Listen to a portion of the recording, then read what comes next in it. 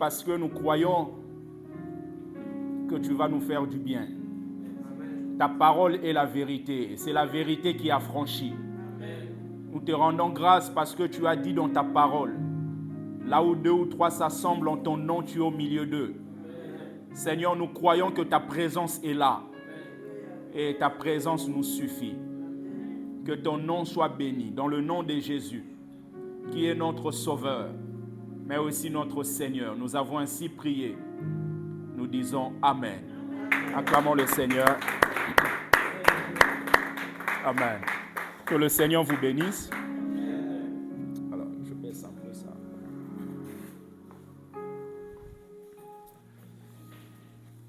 Alors, nous rendons grâce à Dieu.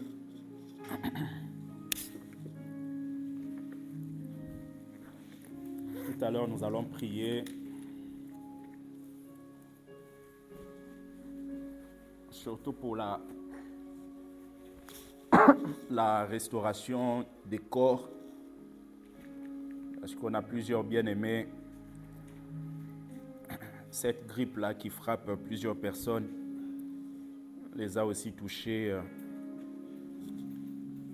Et nous croyons que la prière fonctionne. Amen. Alors, j'aimerais que nous prenions nos Bibles. Je rends grâce à Dieu pour aujourd'hui. Il y a les 2 derniers dimanches, j'étais à l'extérieur pour prêcher et Dieu nous a fait du bien. Le dimanche 20, j'étais dans le 94. En tout cas, Dieu s'est manifesté et le week-end passé, j'étais à Poitiers. Et en tout cas, Dieu nous a fait du bien. Il y a des vies qui ont été bénies, des familles qui ont été touchées, et nous rendons grâce à Dieu pour cela. Amen. Rendons grâce à Dieu pour cela. Alors, j'aimerais que nous prenions nos Bibles dans Exode. Exode chapitre 33.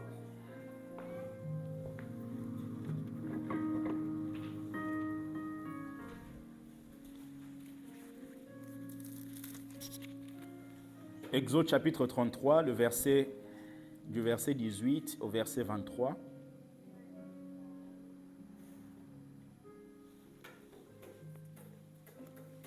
Et ensuite, on lira Luc chapitre 9, du verset 28 au verset 36.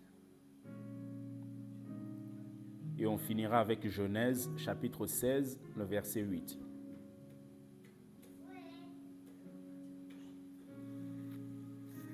Alors, Exode chapitre 33, la Bible dit «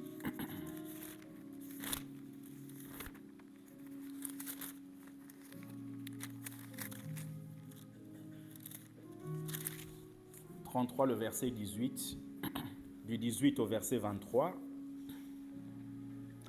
La Bible dit, Moïse dit, « Fais-moi voir ta gloire. » L'Éternel répondit, « Je ferai passer devant toi toute ma bonté, et je proclamerai devant toi le nom de l'Éternel.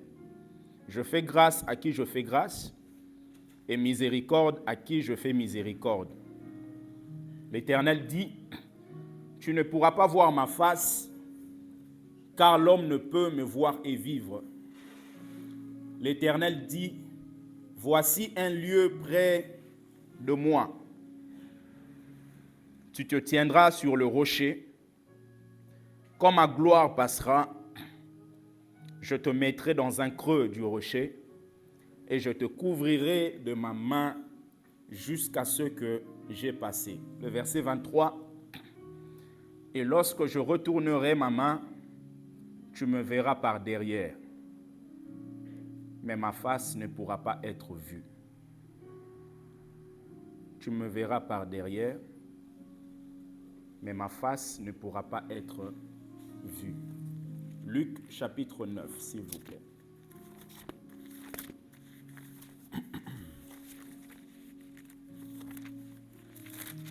Du verset 28 au verset 36.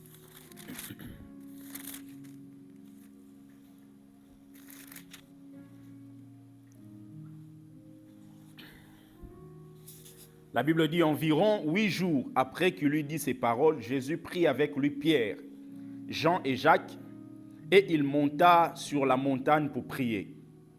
Pendant qu'il priait, l'aspect de son visage changea et son vêtement devint d'une éclatante blancheur. Et voici 2 hommes s'entretenaient avec lui. C'étaient Moïse et Élie, qui apparaissant dans la gloire, parlaient de son départ qu'il allait accomplir à Jérusalem. Pierre et ses compagnons étaient appesantis par le sommeil, mais s'étant tenus éveillés, ils virent la gloire de Jésus et les 2 hommes qui étaient avec lui. Au moment où ces hommes se séparaient de Jésus, Pierre lui dit, « Maître, il est bon que nous soyons ici, dressons 3 tentes, une pour toi, une pour Moïse et une pour Élie. » Il ne savait ce qu'il disait. Comme il parlait ainsi, une nuée vint les couvrir, et les disciples furent saisis de frayeur en les voyant entrer dans la nuée. Et de la nuée sortit une voix qui dit, « Celui-ci est mon fils élu, écoutez-le. » Quand la voix se fit entendre, Jésus se trouva seul. Les disciples gardèrent le silence et ils ne racontaient rien à personne en ce temps-là de ce qu'ils avaient vu. Genèse 16, pour terminer. Genèse 16, le verset 8.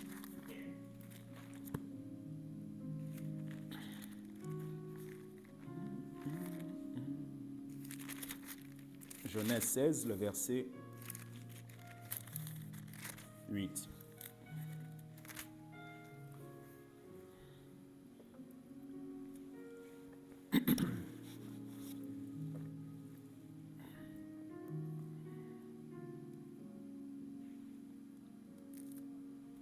La Bible dit, il dit, c'est-à-dire l'ange,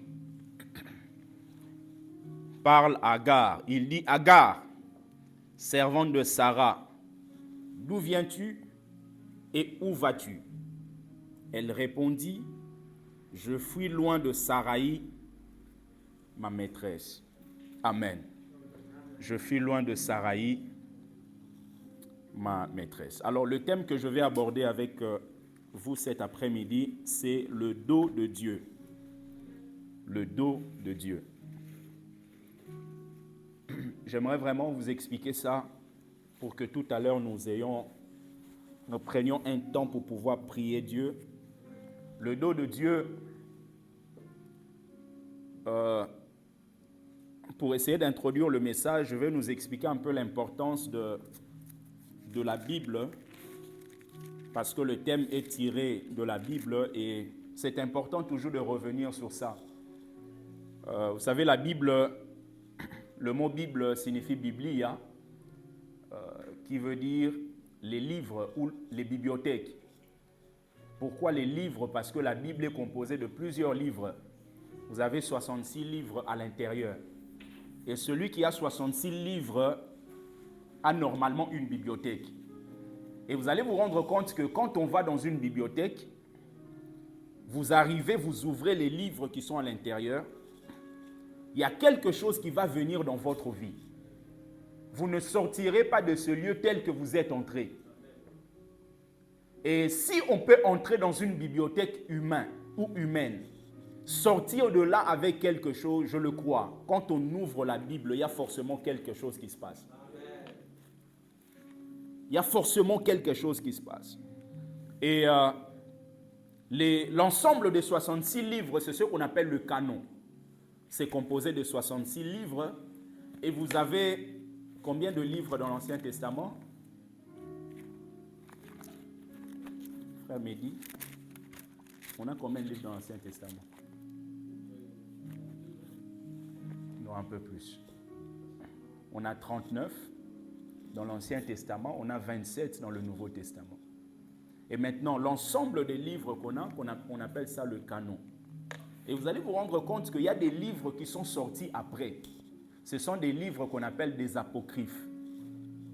Maintenant, les livres apocryphes, il y en a plusieurs. Et les livres apocryphes n'ont pas été retenus pour pouvoir faire partie du canon. Vous avez des livres, par exemple le livre de Baruch. Baruch, c'est dans son livre qu'on voit par exemple la présence de la prière concernant les morts. Vous voyez, dans le livre de Baruch qui est apocryphe, qui n'a pas été retenu dans le canon, Baruch dit que c'est possible de prier les morts. C'est la raison pour laquelle vous allez voir au XVIe siècle, l'Église catholique, qui rejetait ces livres-là comme étant des apocryphes, a fini par accepter ces livres. Et eux ne les appellent pas apocryphes, ils les appellent deutérocanoniques. Pourquoi deutérocanoniques? Par exemple, vous avez un livre dans la Bible qu'on appelle Deutéronome. Deutéro signifie simplement second. Et norme, c'est dans le sens de la norme ou de la loi. C'est-à-dire, Deutéronome, c'est une seconde loi que Dieu avait donnée à son peuple. Maintenant, eux, quand ils disent deutérocanonique, ils se disent, il y a le premier canon, et ce qui vient, c'est le second canon qui a la même puissance que le premier canon. Or, dans ce qui vient après, qui est considéré comme apocryphe, à l'intérieur, vous avez par exemple le livre de Baruch, vous avez ce qu'on appelle aussi la sagesse de Salomon. Et dans la sagesse de Salomon, par exemple, dans ce livre, on nous parle du fait que Dieu a eu besoin d'une matière première pour commencer à créer. Donc, si Dieu qui est le créateur a besoin de quelque chose d'autre pour pouvoir créer, cela veut dire qu'il n'est pas le créateur, il y a forcément quelqu'un qui a créé ce que lui a pris.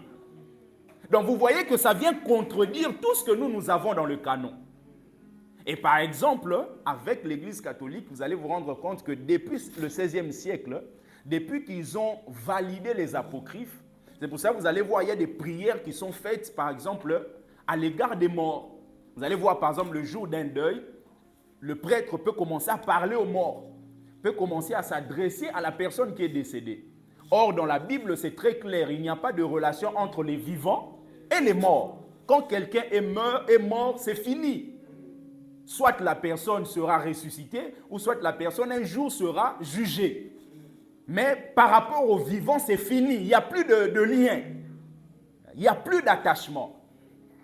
Voyez? C'est pour cela même, d'une manière sournoise, il y a une prière qui est faite à Marie. Marie a reçu grâce. C'est une femme qui s'est distinguée. Mais c'est une femme qui reste une femme.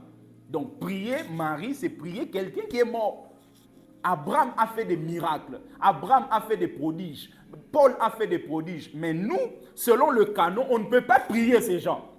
Ce sont juste des canons que Dieu a utilisés pour pouvoir bénir le peuple de Dieu. Amen. Et c'est important de pouvoir le savoir. Et justement, quand vous lisez le canon, le livre, la Bible, vous allez voir les 5 premiers livres de la Bible.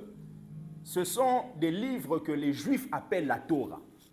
Maintenant, la Torah, c'est aussi appelé le Pentateuque. Le Pentateuque, c'est l'ensemble des 5 premiers livres de la Bible. Maintenant, ces livres de la Bible-là sont écrits par un homme qu'on appelle Moïse. Donc, mon enseignement de ce aujourd'hui sera beaucoup basé sur ce personnage Moïse. Vous connaissez un peu cet homme Moïse qui a été tiré des eaux parce que son nom signifie « tirer des eaux ». Il est né dans une circonstance compliquée. Qui peut penser que Moïse va être le leader de tout un peuple? Moïse, déjà, il est en train de vivre des blessures intérieures. Moïse avait des difficultés à pouvoir s'exprimer. Dans ce monde, bien aimé, quand tu ne t'exprimes pas bien, on se dit, ok, on te met de côté. Mais les qualificatifs de Dieu ne sont pas les qualificatifs des hommes. Moïse, avec ses blessures, il a grandi avec. Moïse, on le cachait. Vous le savez, comme moi, un enfant, pour bien se développer, il faut qu'il soit dans l'environnement avec les autres enfants. C'est pour cela qu'on dit même pour les enfants, la crèche, c'est bien, aller avec d'autres enfants. Mais Moïse est né dans un moment où on tuait les bébés. Et sa maman le cachait quelque part. Comment cet enfant peut bien se développer? Donc, il y avait tout ce qu'il fallait pour que Moïse ne soit pas éligible pour pouvoir diriger le peuple. Mais la vision de Dieu, ce n'est pas la vision des hommes. Moïse Il est celui qui a écrit le Pentateuque. Et cet homme, un jour, il demande à Dieu le texte qu'on a lu dans Exode. Il dit, fais-moi voir ta gloire. Dieu lui dit, personne ne peut me voir et vivre. Parce que Dieu sait que sa gloire, c'est synonyme de lui-même. Vous savez bien aimé, quand vous vivez la gloire de Dieu, cela signifie que Dieu est dans votre maison. Quand vous vivez la gloire de Dieu dans votre vie, cela veut dire que Dieu est avec vous. L'absence de Dieu, c'est l'absence de la gloire. Or, la gloire en hébreu, ça signifie le poids. Celui qui vit la gloire de Dieu pèse spirituellement. On ne peut pas le balancer à tout moment et à n'importe quand. Il pèse.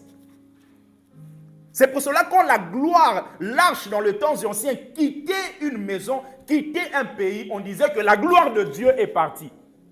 Parce que l'arche, c'est l'image de Jésus, et Jésus est l'incarnation de la gloire. Moïse demande, Seigneur, fais-moi voir ta gloire. Dieu lui dit, personne ne peut me voir et vivre. Mais regarde ce que Dieu fait. Dieu lui dit, lorsque je vais passer, tu verras mon dos. Tu verras mon derrière. Dieu ne veut pas dire juste à Moïse, il faudrait que tu vois cette partie-là. Non. C'est tout un mystère prophétique parce que le dos, c'est l'image du passé. Donc, quand Dieu est en train de parler à Moïse, il est en train de dire à Moïse, Moïse, lorsque le commencement a eu lieu, toi, tu n'étais pas là. Mais moi, je viens auprès de toi pour te montrer que je vais te montrer le passé. C'est la raison pour laquelle Moïse a écrit Genèse alors qu'il n'était pas là lorsque Adam était en train de pécher. Il n'était pas là. Il dit, je te montre mon dos, là où tout a commencé. Bien-aimé, Dieu est capable de te prendre en 2022, te ramener pour voir ce que tes ancêtres faisaient en 1843. Dieu est capable de le faire. Tu t'assois comme ça, tu expliques aux autres, tu dis, voilà là où tout avait commencé. Mais comment tu sais? Ce n'est pas que j'étais là, mais je suis avec quelqu'un qui était présent et qui était même avant que l'événement vienne. Il était là. Il dit, je te montrerai mon dos. Moïse a écrit Genèse. Genèse n'est pas le premier livre qui a été écrit. Genèse a été positionné par rapport à la chronologie. Mais le premier livre de la Bible qui a été rédigé, c'est le livre de Job. Mais le livre de Genèse vient, selon la chronologie, en premier parce que c'est le commencement. Et ce Moïse a la grâce de voir le passé. Dieu veut montrer à Moïse, j'ai des choses à faire avec toi, mais il faudrait que tu saisisses ce qui a été fait dans le passé. Vous savez bien aimé, certains comportements qu'on voit aujourd'hui sont dus au passé de certaines personnes. Vous allez voir une fille dans le mariage qui se comporte, un garçon qui se comporte bizarrement, c'est dû à son passé. C'est pour cela, quelquefois, quand tu veux, même vous qui n'êtes pas encore mariés, Jason et Mehdi, posez-vous la question, quel est le dos de cette fille-là? Parce que Dieu est capable de te révéler ça. Dieu peut te montrer que dans cette famille, le dos de cette personne, c'est que tous les hommes qui viennent épouser les filles finissent par mourir après 4 ans. Dieu peut te montrer ça. Que toutes les filles finissent par avoir le sida et communiquent à leur mari. Et à cause de cette révélation, Dieu peut t'épargner. Dieu peut épargner ta vie. Dieu voulait lui montrer là où tout a commencé. Ta vie n'a pas commencé le jour où tes parents se sont rencontrés. Ma vie n'a pas commencé là. Ma vie a commencé dans l'éternité. C'est pour cela Romains chapitre 8 dit, ceux qu'il a connus d'avance, il les a aussi prédestinés. Il a connu d'avance, il les a prédestinés. Donc, Dieu qui me connaît avant, comme il me connaît, cela veut dire que moi aussi, je l'ai connu. C'est la raison pour laquelle ceux qui arrivent à reconnaître la voix de Dieu dans le présent, ce sont des gens qui se souviennent de la voix qu'ils avaient entendue dans l'éternité. Quand vous prêchez quelqu'un, vous annoncez l'évangile, la personne fait comme si, bien aimé, c'est juste cette personne a une mémoire assez courte. Ne se souvient plus de la voix. C'est pour cela que Jésus dit, mes brebis entendent ma voix et je les connais. Et non seulement je les connais, elles me suivent parce qu'elles reconnaissent ma voix. Le début, c'est l'éternité. Dieu lui dit, je te montre le dos. Parce que, bien aimé, pour pouvoir aller loin, il faut connaître son passé. Il faut maîtriser ce qui a été ton passé. Vous savez, même les actions du présent, bien aimé, sont animées par la conscience qu'on a du passé. Voilà, on arrive à la fin de l'année. Ceux qui sont ignorants de ce que Dieu a fait depuis janvier vont célébrer Dieu d'une certaine manière. Mais ceux qui sont conscients, qui ont vu cet accident, comme par exemple moi j'arrive comme ça, la voiture me touche, c'est la voiture qui est déformée, mais moi je n'ai rien eu. Bien aimé, quand je me souviendrai de ça, ma célébration sera différente. Sera différente. Dieu lui dit, je te montrerai mon dos. Chacun de nous a un dos, a un passé. C'est pour cela, lorsque l'ange parle à Agar, l'ange dit à Agar, d'où viens-tu? D'où viens-tu, c'est le dos. Et où vas-tu, c'est devant. Mais tu ne peux pas aller devant aussi longtemps que tu n'as pas répondu à cette question. D'où viens-tu? Bien-aimé, es-tu conscient de là où Dieu t'a pris?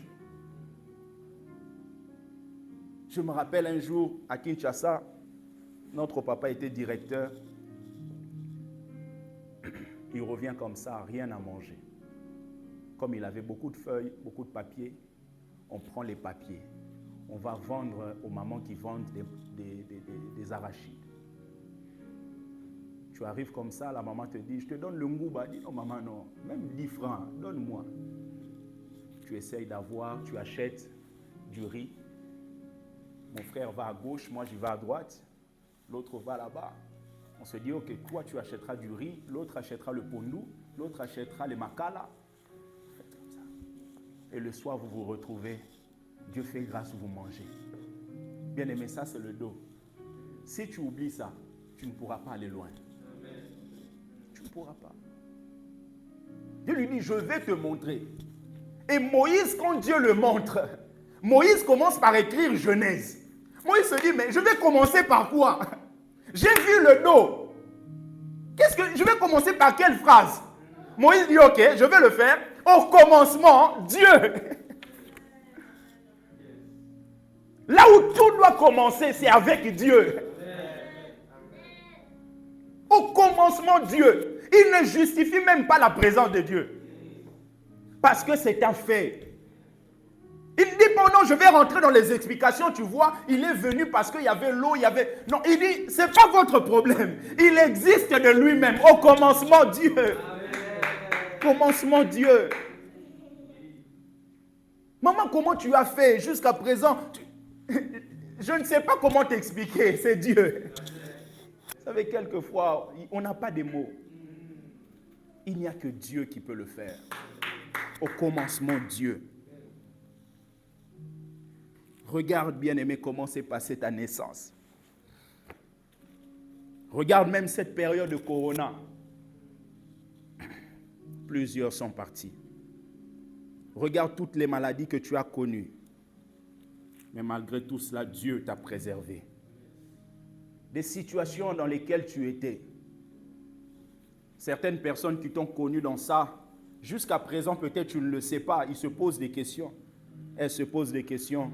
Comment tu fais pour vivre jusqu'à présent? Bien-aimé, c'est la grâce de Dieu. La révélation de Dieu n'est pas limitée. Et c'est ce que Dieu voulait montrer à Moïse. Tu n'étais pas là lorsque ces choses se sont passées. Mais ma révélation n'est pas limitée.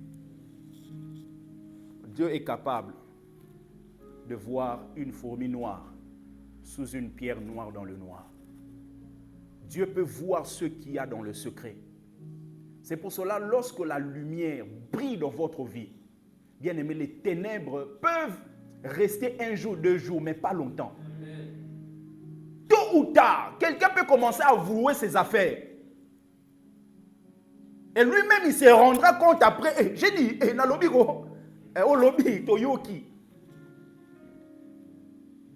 la lumière éclaire toujours tout ce qu'il y a dans les ténèbres. D'où viens-tu et où vas-tu? Mais la réponse d'Agar, c'est que je fuis ma maîtresse. On vous demande d'où viens-tu et où vas-tu? Toi, tu dis je fuis. Tu ne réponds pas à la question. Où est-ce que Dieu t'a pris? Oh non, je suis chrétien, je suis chrétien. Non, ce n'est pas la réponse. Où est-ce que Dieu t'a pris dans le passé? Pendant ce mois de décembre, bien-aimés, je prie que Dieu nous montre le commencement de certaines choses. De certaines choses. De certaines choses. Le commencement de certaines richesses. Vous savez, il y a des gens, il y a des familles qui sont très fortunées. Mais si seulement Dieu vous montrait comme Moïse le dos, le commencement de cette fortune, vous verrez combien plusieurs sont morts juste pour que cette fortune soit en place. C'est pour cela, bien aimé, il ne faut pas être impressionné par ce que nous voyons. Il y a des gens qui ont quelque chose dans le présent, mais le passé est sombre. Dieu peut vous montrer là où des gens ont piétiné leurs pieds. Là où ils sont entrés dans des maisons bizarres. Juste pour avoir une certaine prolifération, une certaine richesse au niveau de leurs marchandises. Vous allez voir une maman qui fait Dubaï, Kinshasa. Les gens sont impressionnés en disant Maman Kilo, mais son passé est sombre. Sombre. Moïse dit au commencement, Dieu créa les cieux et la terre. Au commencement, ce n'était pas les enfants. Au commencement, ce n'était pas le travail. Au commencement, c'était Dieu. C'était Dieu. Beaucoup de difficultés nous rencontrons dans le présent, c'est parce que le commencement n'était pas Dieu. Plusieurs s'engagent dans des affaires et rencontrent des difficultés plus tard. Simplement parce que dans le dos, Dieu n'était pas là. Mais j'aime le Seigneur. Il est le Dieu de deuxième chance. Oui. Il est le Dieu miséricordieux. Et pendant que nous serons en train de prier, chacun dira à Dieu, Seigneur, si j'avais pris un mauvais chemin pour ce projet-là, s'il te plaît, fais-moi grâce. Fais grâce à ma vie. Fais grâce à ma vie. Mieux vaut que tu perdes seulement quelques temps, mais ne pas finir dans l'erreur, que de continuer coûte que coûte dans l'erreur. Au commencement, Dieu. Moïse demande à Dieu la gloire. Dieu lui dit, personne ne peut me voir et vivre. Mais ce même Moïse, une fois qu'il est mort, dans le Nouveau Testament, la Bible déclare que Jésus était sur la montagne avec ses disciples. Or, ce Jésus, la Bible dit qu'il est l'image du Dieu invisible. Donc le Dieu qu'on n'a pas vu dans l'Ancien Testament, il s'est manifesté au travers de Jésus.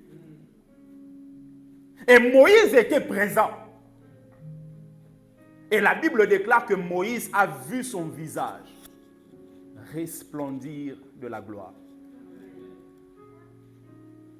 Simplement parce que certaines choses, on ne peut pas les vivre aussi longtemps qu'on n'a pas connu la mort. La mort de ce mauvais caractère, de ces mauvaises habitudes, de cette mauvaise mentalité. Tu dois mourir, bien-aimé, dans la négligence. Tu dois mourir dans ce comportement qui ne donne pas gloire à Dieu. Dans l'incrédulité, l'ignorance.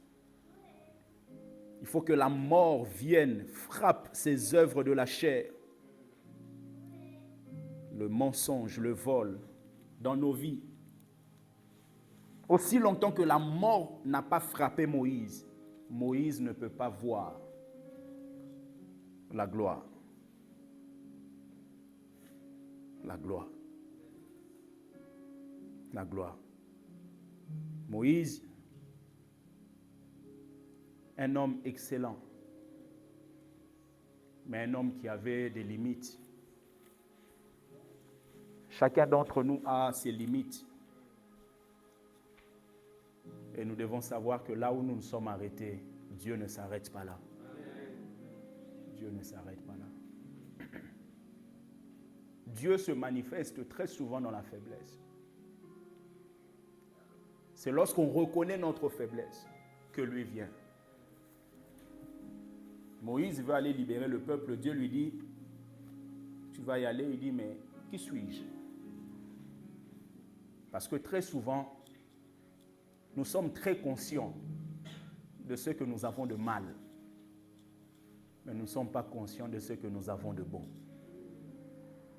Il dit, mais qui suis-je?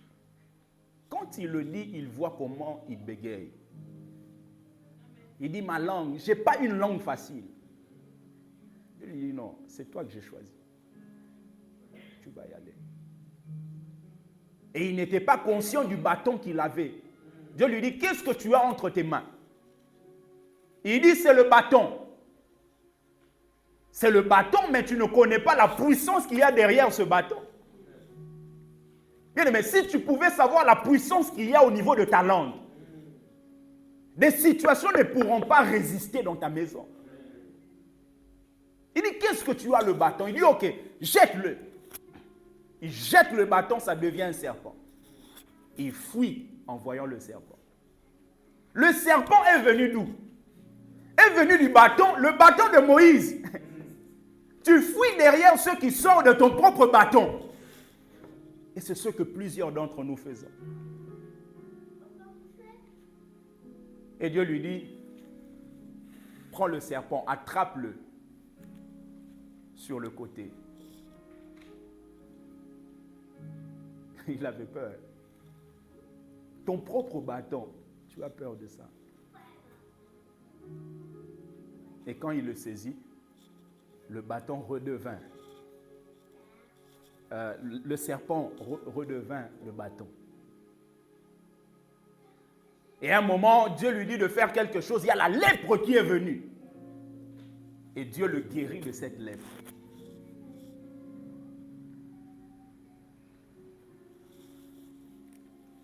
Je voulais prendre les images de la lèpre pour nous montrer. Je pense qu'on a une idée de ce que c'est cette maladie. Ton corps commence à pourrir. Qu'est-ce qu'il y a de difficile entre le corps qui pourrit et le bégaiement? Le corps qui pourrit. Vous savez, le bégaiement, tu peux prendre quelqu'un qui vient comme ça, tu lui fais peur. C'est que le bégaiement peut partir. Mais le corps qui pourrit, on te met à l'écart de la société. Et Dieu lui dit, ok, je te guéris de la lèpre. Donc c'est un message pour Moïse pour lui dire, si je peux te guérir de la lèpre, à combien plus forte raison le bégaiement? Si je peux me manifester au niveau de la lèpre, le bégaiement c'est rien. Donc il veut lui dire, je me manifeste dans la faiblesse. Pendant que la lèpre vient, tu es toujours quelqu'un qui bégaye. Et pendant que la lèpre part, tu es toujours quelqu'un qui bégaye. Donc, c'est dans cette faiblesse que moi, je vais me manifester. La vie de Moïse nous enseigne beaucoup de choses. Et avant de terminer, prenons Exode chapitre 3, le verset 1er, s'il vous plaît.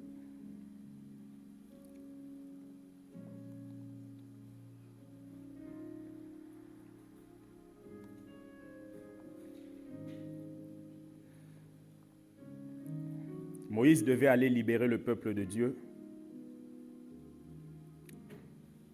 Et il était à cette montagne, en train de paître les troupeaux de son beau-père. Exode 3, le premier verset. La Bible dit, Moïse faisait paître le troupeau de Jéthro, son beau-père, sacrificateur de Madian, et il amena le troupeau derrière le désert et vint à la montagne de Dieu à Horeb. Prenons le verset 12, s'il vous plaît, du même chapitre.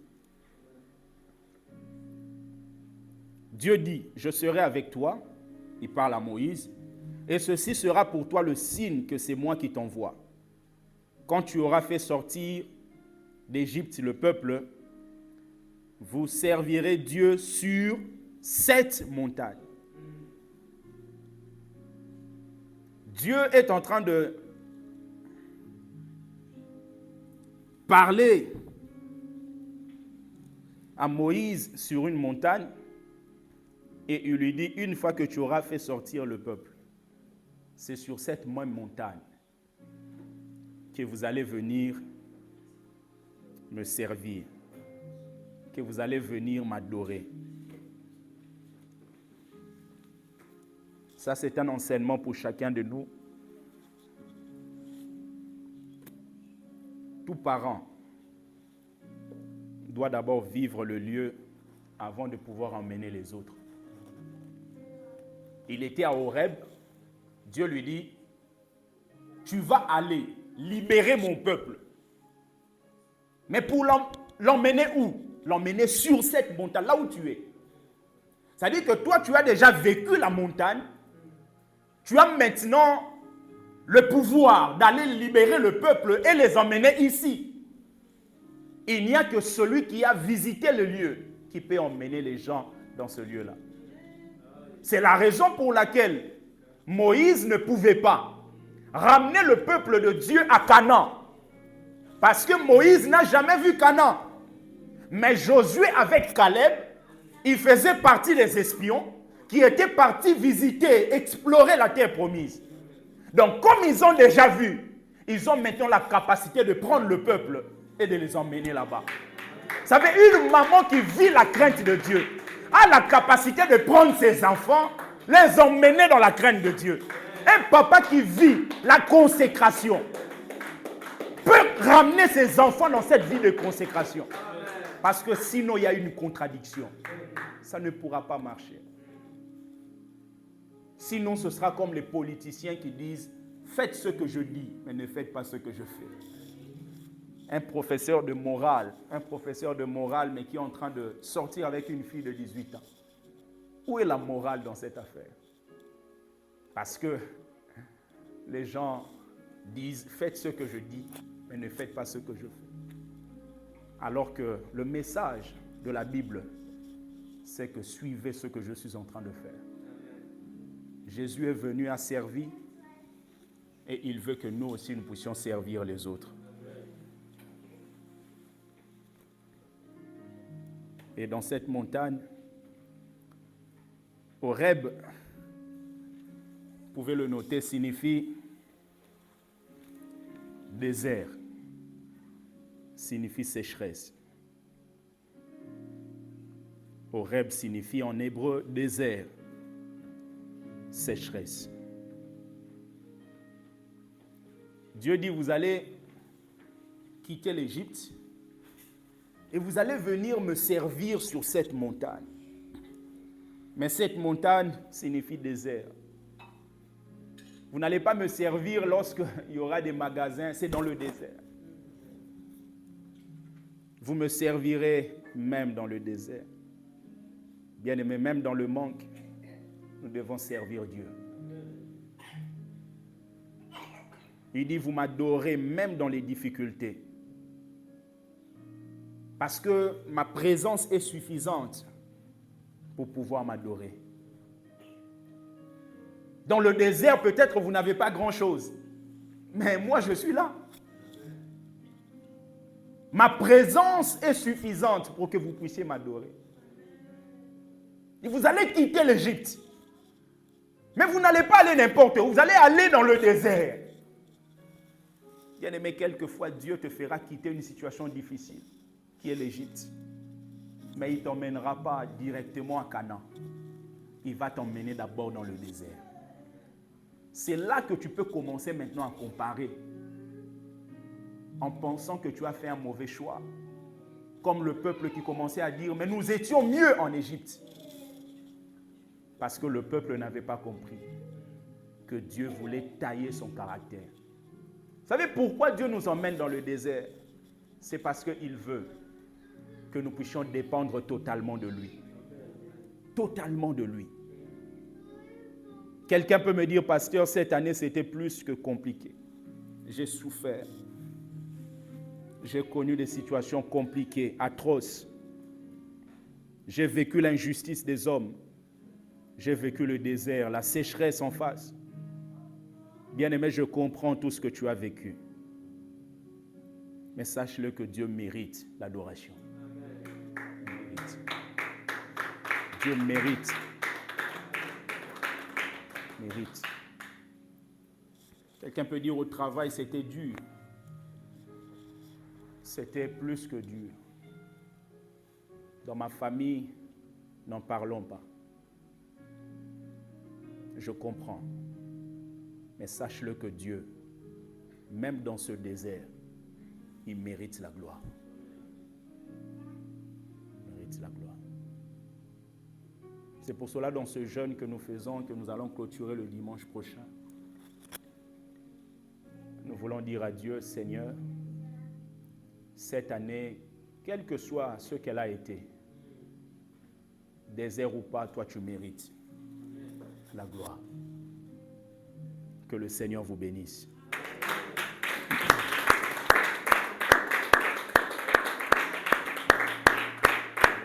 Amen. Est-ce qu'on peut se tenir debout, s'il vous plaît? Nous allons prendre 7 minutes pour pouvoir prier.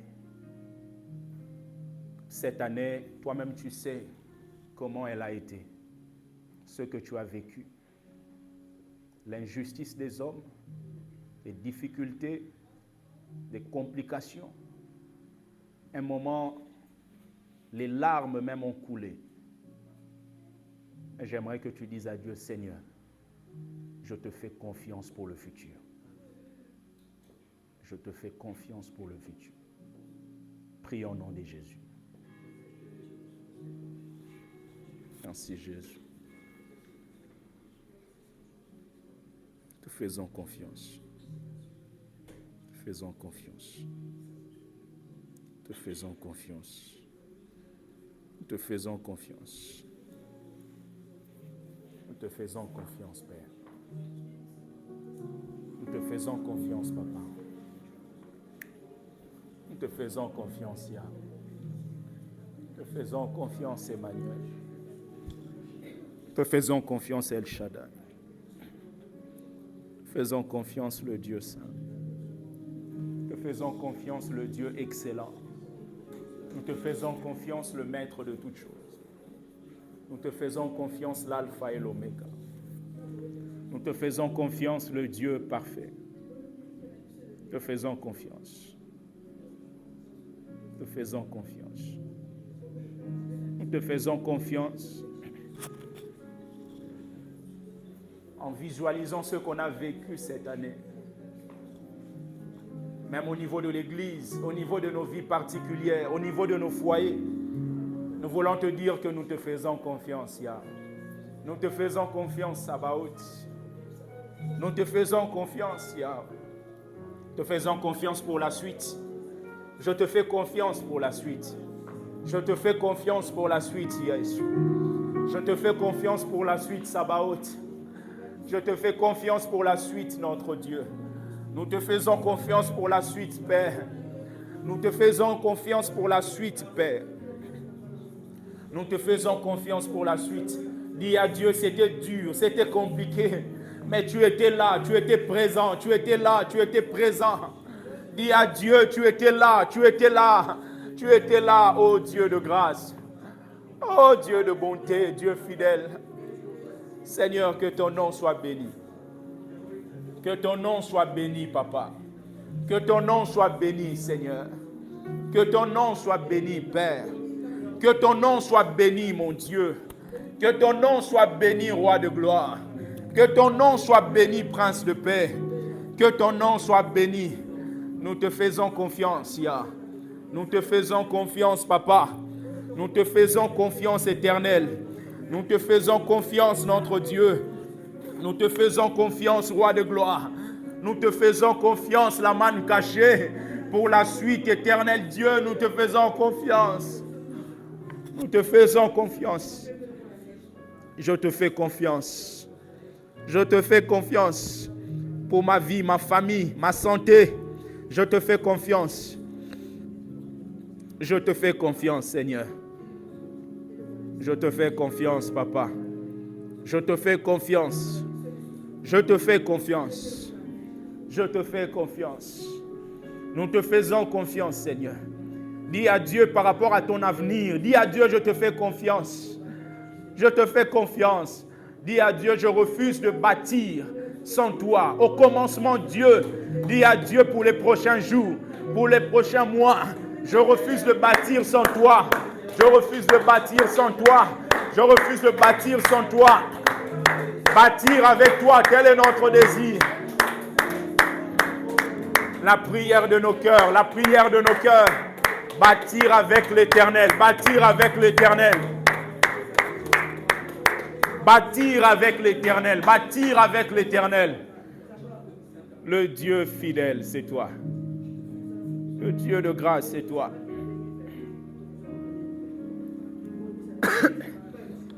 Le Dieu de grâce, c'est toi. J'aimerais que nous prions, que tu dises à Dieu, Seigneur, taille-moi. Aussi longtemps que Moïse n'est pas mort, il ne pourra pas voir Jésus dans sa gloire sur la montagne de transfiguration. J'aimerais que tu dises à Dieu, Seigneur, je suis limité. Seigneur, façonne-moi. Façonne mon caractère. Façonne ma manière de faire. Façonne ma manière de penser. Façonne ma consécration. Prions au nom de Jésus. Éternel Dieu, nous sommes limités, ô Dieu de grâce. Yahweh, façonne-moi. Façonne ma vie. Façonne ma vie. Façonne ma vie, Seigneur. Façonne ma vie, Papa. Façonne ma vie, Père.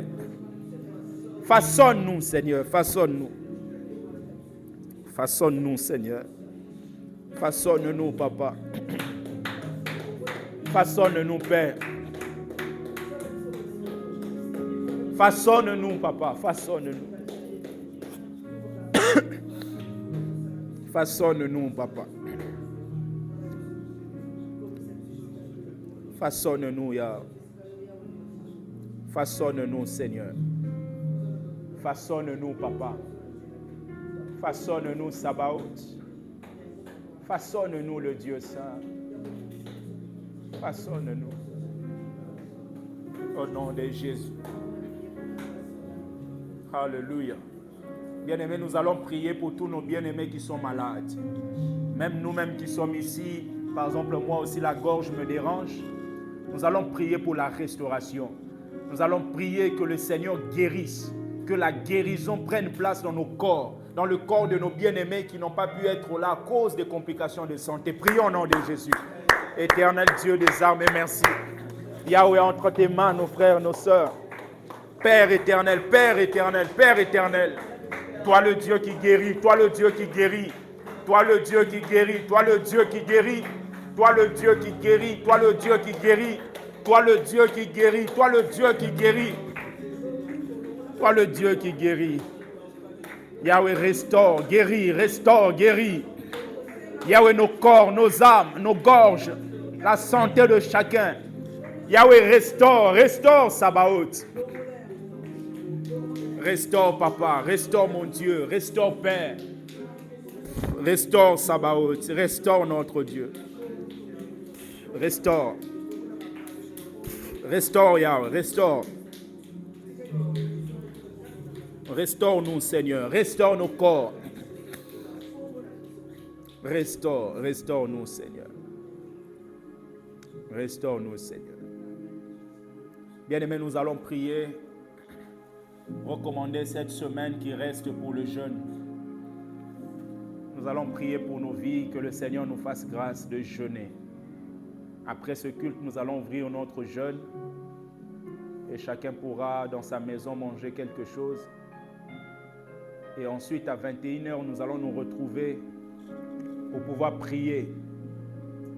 Nous prions pendant 30-35 minutes chaque jour, pendant ces 11 jours, pour maximiser ce temps. J'aimerais que nous puissions prier, recommander la prière de ce soir, recommander la suite du jeûne entre les mains de Dieu. Une semaine décisive, une semaine durant laquelle le Seigneur va nous faire du bien. J'aimerais que nous puissions prier, que Dieu te donne la force de jeûner, de mettre la nourriture de côté de minuit à 17h afin de le chercher. Le thème que nous abordons, c'est le rétablissement. Et comme nous l'avons vu, il y a plusieurs choses qu'on a eu peut-être à perdre.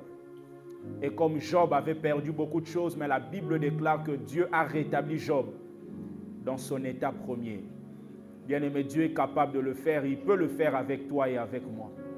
Bien-aimé, prions le Seigneur, recommandons ces programmes. Prions au nom de Jésus. Éternel Dieu des armées, merci. Merci pour ce jeûne et prière, Seigneur, que nous avons. Fortifie-nous, Seigneur. Fortifie chacun de nous. Yahweh, Seigneur Dieu, afin de pouvoir te chercher. Afin de pouvoir te chercher. Afin de pouvoir te chercher. Afin de pouvoir te chercher, Seigneur. Afin de pouvoir te chercher, Papa. Afin de pouvoir te chercher, mon Dieu. Que ton nom soit béni. Yahweh, fais-nous grâce. Fais-nous grâce, Papa. Fais-nous grâce de demeurer dans le jeûne, de prier. Yahweh, de prier. Au nom de Jésus. Gloire à toi, Seigneur. Nous allons prier pour notre culte d'action de grâce le dimanche prochain. Ce sera la fin, clôture de notre jeûne et prière. Nous allons prier que Dieu bénisse nos actions de grâce, que Dieu bénisse ce culte, que le Seigneur soit au rendez-vous, qu'il nous fasse du bien encore. Au-delà même de ce qu'il a fait aujourd'hui, prions au nom de Jésus. Éternel Dieu, merci. Nous recommandons le dimanche prochain entre tes mains. Sois le Dieu qui va veiller sur nous, qui va être notre bouclier. Seigneur, sois le Dieu qui va nous faire du bien. Nous faire du bien. Nous faire du bien. Nous faire du bien. Nous faire du bien, Seigneur. Nous faire du bien, Papa. Faire du bien, Seigneur Jésus. Nous faire du bien, Sabaoth. Nous faire du bien, Papa. Bénis, Seigneur Dieu de grâce, notre culte de dimanche prochain. Sois notre bouclier. Conduis nos pas. Au nom de Jésus. Seigneur, merci pour ce culte. Nous bénissons tout ce qui a été fait. Nous te rendons grâce. Nous recommandons nos offrandes entre tes mains. Seigneur Dieu de grâce, nos dîmes, nos offrandes, nos actions de grâce soient bénies. Seigneur, nous prions que tu nous fasses grâce de garder cette parole. Ce message qui est sorti, Seigneur, que ça n'entre pas ici et que ça sorte de l'autre côté. Nous voulons garder cela dans nos vies. Le dos de Dieu, Seigneur, voir le passé pour bien affronter l'avenir. Dans le nom de Jésus, nous avons ainsi prié. Amen. Amen. Acclamons le Seigneur. Amen.